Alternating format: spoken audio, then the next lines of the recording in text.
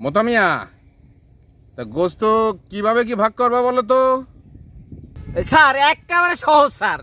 ওই যে দুই আড্ডি আর গোশ এক লগে ব্যালেন্টার করিয়া 3 ভাগ করিয়া লাম স্যার। ওই 3 ভাগ করিয়া এই 1 ভাগ হচ্ছে গরিব দুঃখীর জন্য, ওই আর 1 ভাগ আত্মীয় স্বজন, আর 1 ভাগ স্যার আপনার জন্য স্যার।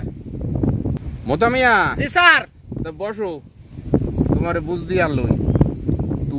তোমার কোনো বোধ আছে বেড়া?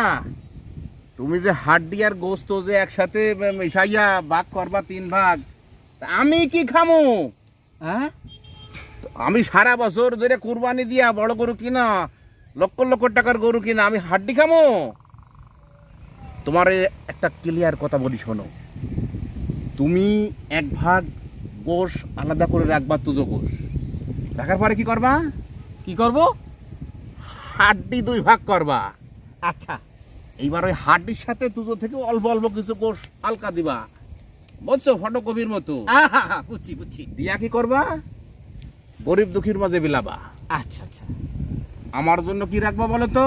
ওই যে অরিজিনাল মাংসটা আপনার জন্য থুইয়ে দেবো। ক্লিয়ার? ক্লিয়ার। ওরা খায় রাতে, বছরে খায় একদিন গোস্ত, ওদের কাছে গোস্ত কি আর হাড্ডি কি সবই সমান। জি। তাহলে বুঝ পাইছো? আমার জন্য কি রাখবা? মাংস, গোস্ত, হ্যাঁ। তোজো গোস্ত। আর ওদের কি দিবা?